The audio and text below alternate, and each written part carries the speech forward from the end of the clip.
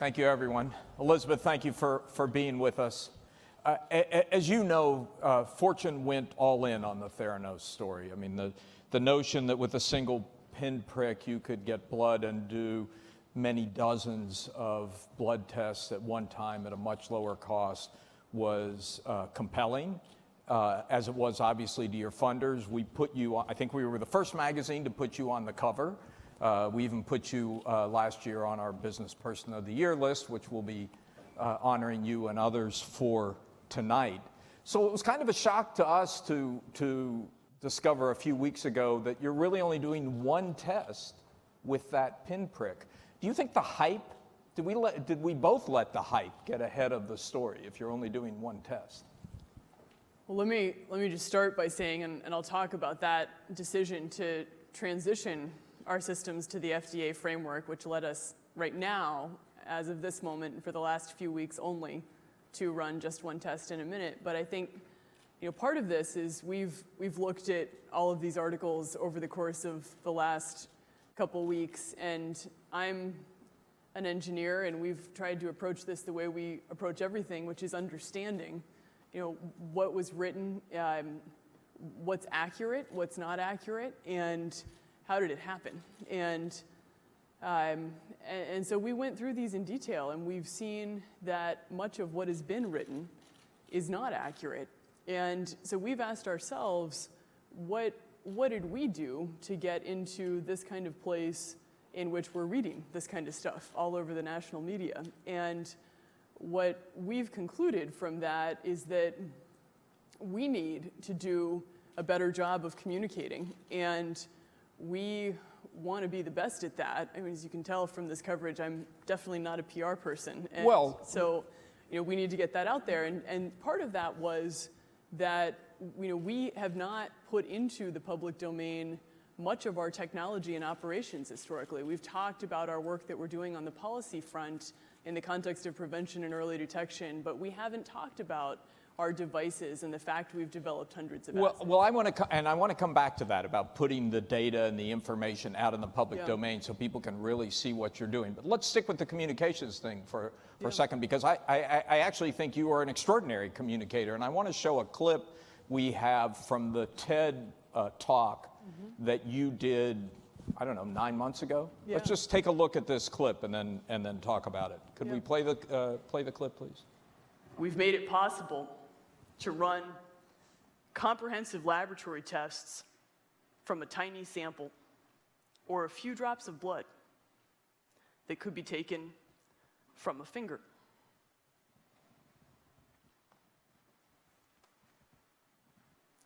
And we've made it possible to eliminate the tubes and tubes of blood that traditionally have to be drawn from an arm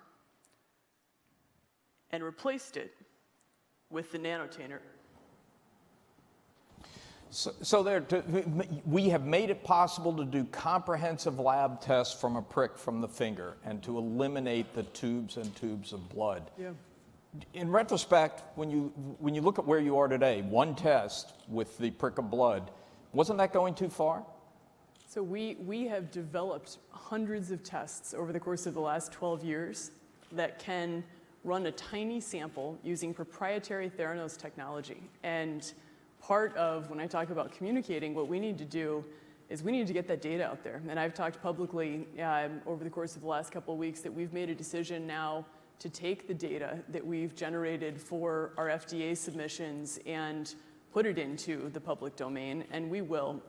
But since you're focused on the one test, let's talk about why we're doing that. And by the way, it's not just me that was focused on the one test. That was sort of the story. The Theranos story was all about this one pinprick that would let you do comprehensive blood testing. Yeah. That was the story. Yeah, well, I think this is what we sort of need to dissect a little bit. So when you look at Theranos makes devices, we make chemistries, we make consumables, we make software, and we have a little tube called a nanotainer, which we use to collect our blood. We went in 2013 to the FDA and we said, we want to be the company that works on building a model for taking all of this technology that's developed under the lab framework through the FDA framework.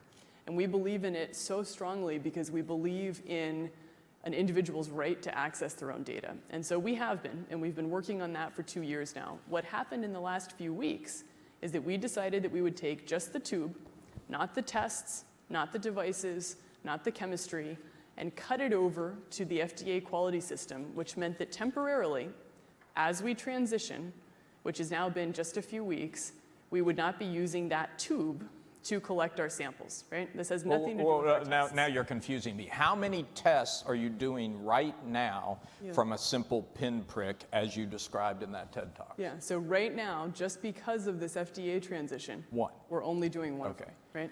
Okay. But that doesn't mean that we don't have the technology to do them or that we haven't done them in the past. And are you confident that you will get the FDA approval to do the 200 that are a standard part of the draw? Well, so there's multiple parts to this. One is the validation of those tests under the lab framework. The other one is the FDA submission, and this is an area of evolving policy that we're working to create a leadership position in. We've never talked publicly about what the status of what we're doing with FDA is because we just hadn't felt that was appropriate until we got into all of this recent press communications. But we're incredibly confident in the data that we've submitted to the agency. We've worked on it for 2 years, and we've met the standard of comparing our tubes to vacutainers, which are the big tubes that come from the arm. And we're hopeful that we'll see those. So you feel confident that that vision you laid out 9 months ago will still happen, that you'll be able to do comprehensive tests from a single prick? Absolutely, and we've done it in the past, and we're going to continue to do it in the future. This has been a baptism by fire for you. It's obviously been a very tough, that was a very tough story in the Wall Street Journal. Other people have piled on. What have you learned in the process? I mean, you started this at a very young age. You were only 19 years old. There's no reason why you should know what it's like to run a $9 billion company or deal with this kind of a press attack. But what are the most important lessons you've taken away from this? I've learned the point about communication. Yeah, I think that we, as a technology company, I spent 10 years working with a team of engineers and scientists. We have a huge number of PhDs in our company to develop these hundreds of assays.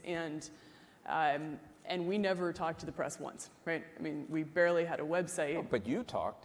Not for 10 years. The first time we ever were in the press, ever, in terms of communicating externally, was in the fall of 2013, when we began to launch our consumer retail infrastructure. And the reason that we did it then is because so much of what I want my life's work to be about is empowering and enfranchising people with the right and access to their own health information. Our company is actually not just about a pinprick, it's about access, and it's about the ability for people to afford care and to get convenient care and to get early detection. And that means low prices, it means convenient locations, but what we've seen in this is that we never talked about the technology and operations on the back end because we were so focused on our intellectual property. And what we want to do with this now is introduce that to the world so that people can see what we've built. One of the things you've seen in the last few weeks that a lot of medical experts have come out expressing skepticism about your technology, in part because they don't see peer-reviewed research, they don't have access to your data. So you think in retrospect you should have been more transparent? I think right now we want to try to lead in transparency. I made a call that if we would be the first lab with the confidence to submit our test to FDA, that would be the way to get the data out. But there's no reason we can't do peer review, and there's no reason we can't publish other stats, and we're going to do that. What about governance? You put together this incredible board of directors that included George Shultz, Henry Kissinger, Sam Nunn, Admiral Roughhead, very distinguished individuals, none of whom have ever run a company and none of whom knew anything about the science of what you were doing. Well, we invited people who were brilliant strategic minds, many of whom serve on some of the boards of the best public companies, and they've played a role as we've thought about how we can leverage technology to transform policy in the healthcare space, and they still play a role in our company in the strategic sense. But would you have done the board differently in retrospect, knowing what you know now? Maybe have some regulatory experts, some people who could have helped you with the FDA process? We've begun building this medical board, and I think doing that at a board level was a really good decision. We chose to jump into this FDA world, and knowing that it was an area of evolving policy, knowing that it would be hard, and I was the person who chose voluntarily to stop using our nanotainer tube in the last few weeks, because I think it's the right thing to do, because there's no other way to build this model. Who do you rely on? I mean, this was such a big thing that happened to you, if I can say so, very young in your life. Who do you rely on for advice and mentoring through on some of these questions about how you build a company, how you build a board, how you prepare for regulatory approval, et cetera? Yeah, well, we've got phenomenal people that I've had the privilege of hiring in our company. We've got people who are on our board who have been incredible mentors to me. And it's been an amazing thing, especially in the last couple of weeks as we've gone through this, to benefit from the community in Silicon Valley who has reached out to us and said, we've seen this before, how can we help you? And I've learned a lot from some of the business leaders. Now, one of your business partners, of course, was Walgreens, which has publicly said they're stopping expansion to new stores of Theranos, which is only in Arizona right now, right? Well, they haven't said that to us, but they have not said that to you. Not to us, no. So you still expect to build out to Walgreens stores? Well, we're talking with them, and we were at a point in which we'd completed our rollout in Phoenix, and we're looking at what the next steps in that relationship are. They've been a great partner with us in the context of our work in Phoenix. Do you think, given what you know now about your technology and the regulatory challenges and so forth, do you think this company is a $9 billion company? Well, I think that's for investors to decide. But so far, no problem? Do you have all the money you need to get through this tough period? Absolutely. You have no problem with financing? Well, it's a very loaded term. We're definitely not in a position in which we need to raise capital right now. We have very little time here, but I want to transition to the conversation that's about to happen, because I do know, while most of the story over the last year and a half has been about the pinprick technology, that you also have very strong feelings about transparency, about making sure that people can get lab tests directly without having to have it ordered by a doctor. You fought for a change in the law in Arizona. Do you think that's going to spread? Do you think the healthcare system is fundamentally changing in terms of the power that the patient has in the process? I think that the answer to so many of our challenges in healthcare lie in the individual. It's the reason that we have tried to publicly communicate about what it means for individuals to have the right to their own health information or to be able to afford it. I think if we can give individuals low-cost access to health information, I think it changes everything in the context of their ability to engage early with access to actionable health information. And I think that's how we realize a world in which early detection becomes a reality, which can change so much in our health system. I think, too, that we're at an incredible point in time in which technology can be applied. I know, what we strive to do in our own work is make this whole experience of lab testing better and more humane, and that's why we've worked the way that we have.